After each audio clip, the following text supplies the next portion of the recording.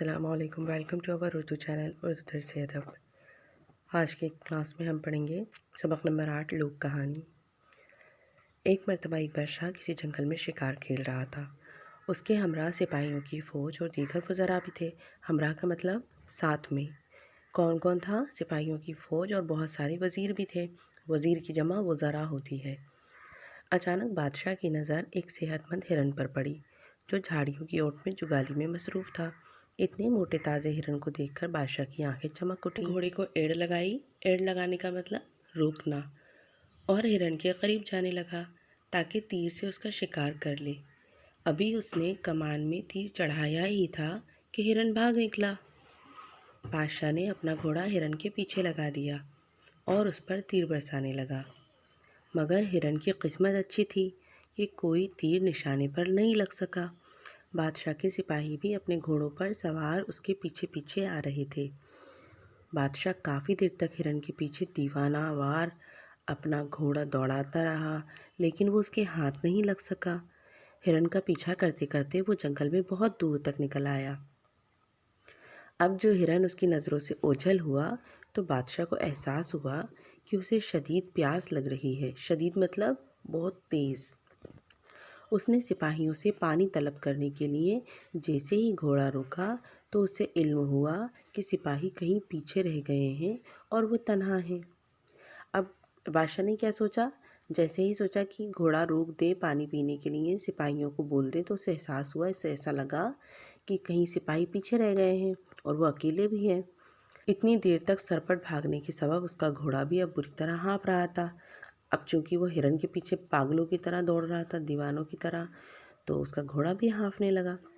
بادشاہ نے گھوڑے کے پیروں کی طرف نگاہیں دوڑائیں تو یہ دیکھ کر پریشان ہو گیا کہ کانٹے دار اور نکیلے پتھروں پر بھاگنے کی وجہ سے گھوڑے کے سموں سے خون بہہ رہا تھا۔ وہ اپنے گھوڑے سے اتر آیا اور اس کی لگام تھامے پیدل ہی پانی کی تلاش میں چل پڑا۔ کافی دیر تک ادھر ادھر گھومنے کے بعد وہ جنگل سے باہر نکلنے میں کامیاب ہو گیا۔ ایک جگہ اسے پانی سے بھرا ہوا تالاب بھی مل گیا۔ اس نے اللہ کا شکر ادا کیا اور اس سے اپنی پیاس بجھائی۔ اس کے بعد وہ اپنے گھوڑے کو بھی پانی پلا کر آگے چل پڑا۔ پیاس مٹ جانے کے بعد اب اسے شدید سے بھوک ستا رہی تھی۔ اب پیاس تو ختم ہو گئی لیکن اب بھوک بھی لگ رہی تھی۔ اس کا لباس جگہ جگہ سے پھٹ چکا تھا۔ لباس کا مطلب کیا ہوتا ہے؟ پہننے والے کپڑے جو جسم پر ہم پہنتے ہیں، اور جسم پر مٹی اور کیچڑ لگی ہوئی تھی۔ اس حلیے میں دیکھ کر کوئی بھی اسے غریب آدمی ہی سمجھتا جو اپنے زخمی گھوڑے کی لگام تھامے کھانے کی تلاش میں بھٹک رہا ہو۔ کچھ دور چل کر بادشاہ کو کھیت نظر آئے۔ اس کا مطلب تھا کہ انسانی آبادی بھی قریب ہی تھی۔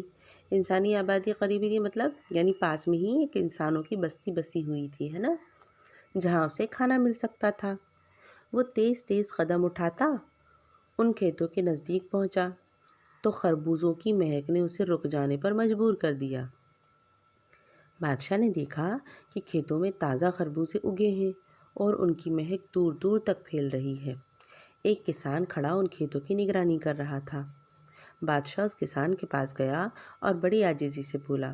عاجزی سے مطلب بہت ہی جی حضوری کر کے، اطمینان سے اور تھوڑا جھینپتے ہوئے، ہے نا، کیا آپ کے کھیتوں سے مجھے بھوک مٹانے کے لیے چند خربوزے مل سکتے ہیں؟ کسان نے انکار کرتے ہوئے کہا، ہرگز نہیں، یہ خربوزے میں نے انتہائی محنت سے بادشاہ سلامت کے لیے اگائے ہیں۔ اگر میں بھی چاہوں تو ان میں سے ایک بھی خربوزہ نہیں لے جا سکتا، کیونکہ ان پر صرف اور صرف بادشاہ سلامت کا حق ہے۔ بادشاہ نے کسان کے یہ تیور دیکھے تو بڑی لجاجت سے کہا، جناب میں بہت بھوکا ہوں، اگر آپ پیٹ بھرنے کے لیے مجھے چند خربوزے دے دیں تو بڑی مہربانی ہوگی۔ میں آپ کو ان خربوزوں کی منہ مانگی قیمت ادا کرنے کے لیے تیار ہوں۔ بادشاہ کی یہ بات سن کر کسان نے اسے ڈانٹ دیا، اگر منہ مانگی قیمت دے سکتے ہو تو مجھ سے کیوں منتیں کر رہے ہو؟ جا کر منڈی سے خرید لو۔ میں نے کہہ دیا ہے کہ ان خربوزوں کو بادشاہ سلامت کے علاوہ کوئی اور نہیں کھا سکتا۔ یہ سن کر بادشاہ کو بھی مذاق سوجھا اور اس نے کسان سے پوچھا، اگر بادشاہ سلامت تمہارے خربوزے قبول کرنے سے انکار کر دیں تو تم کیا کرو گے؟ کسان یہ سن کر غصے میں آ گیا اور اکھڑ لہجے میں بولا، اگر بادشاہ سلامت میرا یہ تحفہ قبول کر لیتے ہیں تو اچھی بات، ورنہ ایسے بادشاہ کی بھی ایسی کی تیسی۔ اب کسان کو تو پتہ ہی نہیں کہ وہ بادشاہ کے سامنے بول رہا ہے نا، جبکہ بادشاہ تو اس کے مزے لے رہا تھا۔ کسان کے منہ سے یہ جواب سن کر بادشاہ دل ہی دل میں مسکراتا ہوا آگے بڑھ گیا اور اپنے گھوڑے کی لگام تھامے کھیتوں کی حدود سے نکلا ہی تھا۔ حدود کا مطلب ہوتا ہے یعنی کھیتوں کی جتنی حد ہوتی ہے، جتنی ایریا تک کھیت پھیلا ہوا ہے اسے حدود کہتے ہیں، کہ اس کے سپاہی اسے تلاش کرتے ہوئے وہاں پہنچ گئے، ہے نا۔ جیسے ہی بادشاہ وہاں سے نکلا کھیتوں کی حدوں سے، تو ویسے ہی سپاہی اسے تلاش کرتے ہوئے وہاں پر آ گئے۔ بادشاہ ان کے ساتھ شہر میں واقع اپنے محل لوٹ آیا۔ واپس آنے کے بعد بھی بادشاہ کو جب وہ کھڑا مزاج کسان یاد آتا تو اس کی بات کو یاد کر کے خوب ہنستا۔ وہ کسان کا انتظار کر رہا تھا کہ دیکھیں وہ کب اپنے خربوزوں کی سوغات لے کر دربار میں حاضر ہوتا ہے۔ ایک روز بادشاہ اپنے دربار میں بیٹھا تھا کہ اس نے دیکھا کہ وہی کسان اپنے گدھے پر بوری لادے شاہی محل کے دروازے پر دربانوں سے بحث کر رہا ہے۔ دربان اسے اندر نہیں آنے دے رہے تھے۔ دربان کون؟ جو گیٹ پر چوکیداری کرتے ہیں، ہے نا، آج کے زمانے میں ان کو ہم لوگ چوکیدار کہتے ہیں۔ بادشاہ نے حکم دیا کہ کسان کو اس کی خدمت میں پیش کیا جائے۔ بادشاہ کا حکم ملتے ہی وہ اس کے سامنے حاضر ہو گیا۔ اس نے بادشاہ کو سلام کیا اور بوری اس کی خدمت میں پیش کر دی۔ بادشاہ نے اس سے سوال کیا، تم کون ہو اور اس بوری میں کیا ہے؟ کسان نے کہا، میں فلاں گاؤں کا رہنے والا کسان ہوں اور اس بوری میں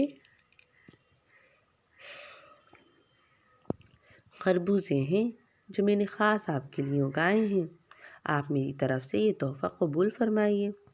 بادشاہ نے مسکراتے ہوئے کہا، اور اگر ہم تمہارا یہ تحفہ قبول کرنے سے انکار کر دیں تو؟ بادشاہ کی یہ بات سن کر کسان چونک کر اس کی جانب دیکھا، کیونکہ یہ سوال تو پہلے بھی ایک شخص اس سے کر چکا تھا۔ کسان نے غور سے بادشاہ کی شکل دیکھی۔ اب اسے یاد آیا کہ اس روز کھیتوں میں ملنے والے شخص کی شکل، صورت اور آواز بھی بالکل ایسی ہی تھی۔ کسان سارا معاملہ سمجھ گیا تھا۔ کسان کو خاموش دیکھ کر بادشاہ نے اپنا سوال دہرایا، کیا ہوا؟ ہم نے تم سے سوال کیا ہے کہ اگر ہم تمہارا تحفہ قبول نہیں کریں گے تو تم کیا کرو گے؟ کسان نے کہا، تو پھر میں وہی کروں گا جو کھیتوں میں کہہ چکا ہوں۔ کسان کا یہ جواب سن کر بادشاہ ہنس پڑا اور اس نے حکم دیا، بوری میں سے خربوزے نکال کر اسے اشرفیوں سے بھر کر کسان کو لوٹا دیے جائیں۔ کسان خوشی خوشی بادشاہ کا شکریہ ادا کر کے بوری کو اپنے گدھے پر لادے رخصت ہو گیا۔ جب کسان چلا گیا تو بادشاہ کا وزیر جو یہ سارا تماشا دیکھ رہا تھا، بادشاہ سے کہنے لگا، حضور، آپ خربوزوں کے بدلے بوریاں بھر کر اشرفیاں بانٹتے رہیں گے تو شاہی خزانے کا تو اللہ ہی حافظ ہے۔ اللہ ہی حافظ ہے کا مطلب یعنی اللہ ہی بہتر جانے شاہی خزانہ کیسے خالی ہوگا اور کیسے بھرے گا۔ وزیر کی بات سن کر بادشاہ، تم ہمارے وزیر با تدبیر ہو، ہم نے کسان کو انعام سے نوازا، اب تم اپنی ذہانت کو کام میں لاتے ہوئے وہ سب واپس لے آؤ جو ہم نے کسان کو بخشا ہے۔ لو، اب کسان کیا کہہ رہا ہے، نہیں بادشاہ کیا کہہ رہا ہے وزیر سے کہ تم ہمارے وزیر ہو، اب ذرا تدبیر سے کھڑے ہو جاؤ، ہم نے کسان کو انعام سے نوازا ہے، اب تم اپنی عقل مندی دکھاؤ اور وہ سب واپس لے کر آ جاؤ جو کچھ بھی ہم نے کسان کو دیا ہے۔ بادشاہ کی بات سن کر وزیر اسی وقت گھوڑوں پر سوار ہو کر کسان کے پیچھے چل دیا۔ کچھ دور جا کر کسان اسے مل گیا۔ وزیر نے اسے رکنے کا حکم دیا۔ کسان رک گیا تو وزیر نے اپنے گھوڑے کو اس کے سامنے لے آیا اور کہنے لگا، یہ جو تم چند خربوزوں کے عوض بوری بھر کر لے جا رہے ہو، یہ بادشاہ سلامت کی دولت ہے، میں اسے واپس لے جانے آیا ہوں۔ کسان غصے سے بولا، ایسے کیسے واپس لے جاؤ گے؟ یہ دولت مجھے بادشاہ سلامت نے انعام میں دی ہے۔ وزیر ہنس کر بولا، میں وزیر سلطنت ہوں، بادشاہ سلامت کے بعد دربار میں میرا ہی حکم چلتا ہے، یہ دولت تم نے چالاکی سے حاصل کی ہے، اگر اتنے ہی عقل مند ہو تو میرے 3 سوالوں کا جواب دو۔ اگر تم نے درست جواب دیے تو یہ دولت تمہاری، ورنہ میں یہ بوری اپنے ساتھ لے جاؤں گا۔ وزیر نے کسان کے ساتھ سودا کر لیا، ہے نا؟ درست جواب دیے، یعنی اگر ٹھیک ٹھیک جواب دیے تو یہ دولت تمہاری ہوئی، ورنہ میں یہ بوری اپنے ساتھ لے جاؤں گا۔ کسان نے رضامندی ظاہر کی تو وزیر نے کسان سے پہلا سوال پوچھا، بتاؤ آسمان پر کتنے ستارے ہیں؟ کسان نے فوراً اپنے گدھے کے جسم پر ہاتھ پھیرتے ہوئے کہا، جتنے اس کے جسم پر بال ہیں۔ وزیر نے حیران ہو کر پوچھا، اس کا کیا ثبوت ہے؟ کسان بولا، یقین نہیں آتا تو گن کر دیکھ لیں، اگر ایک بھی کم پڑے تو میں قصوروار ہوں۔ یہ سن کر وزیر لاجواب ہو گیا۔ لاجواب ہو گیا مطلب اس کے پاس کوئی جواب ہی نہیں رہا۔ اس نے دوسرا سوال کیا، اچھا یہ بتاؤ کہ زمین کی ناف کہاں ہے؟ کسان نے اپنی جیب سے پھل کاٹنے والا چاقو نکالا اور اسے زمین میں گاڑ کر کہنے لگا، جناب یہ رہی زمین کی ناف، اگر آپ چاہیں تو چاروں کونوں سے ناپ کر دیکھ لیجیے، ایک بالشت کا بھی فرق آیا تو میں قصوروار ہوں۔ ناف کیا ہوتی ہے؟ جہاں سے زمین شروع ہوئی ہو اور جہاں پر جا کر ختم ہو رہی ہو۔ لیکن آج تک کوئی اس کو ناپ پایا ہے کیا؟ نہیں، کیونکہ زمین تو کہاں کہاں پھیلی ہے یہ اللہ تعالیٰ ہی بہتر جانتا ہے نا؟ آسمان میں کتنے ستارے یہ بھی اللہ بہتر جانتا ہے، تو اس کے جواب ہمارے پاس تو ہے نہیں۔ تو کسان کی بات سن کر وزیر کے پاس کوئی جواب ہی نہیں تھا۔ اب وزیر نے نہایت سوچ بچار کے بعد آخری سوال پوچھا۔ اب اس نے سوچا اس نے دونوں جوابوں کے صحیح جواب دے دیے، جن کا جواب میرے پاس بھی نہیں ہے نا؟ اب میں بہت سوچ سمجھ کے آخری سوال پوچھتا ہوں، شاید یہ ہار جائے۔ تم اپنے آپ کو بہت ہوشیار سمجھتے ہو نا؟ اب یہ ذرا یہ بتاؤ کہ خدا اس وقت کیا چاہتا ہے؟ یہ سوال سن کر کسان نے اپنے گال پیٹ لیے اور کہنے لگا، گال پیٹ لیے مطلب اپنے گالوں پر تماچے مارے۔ توبہ توبہ، میں خدا کے بارے میں اس طرح کیسے بات کر سکتا ہوں؟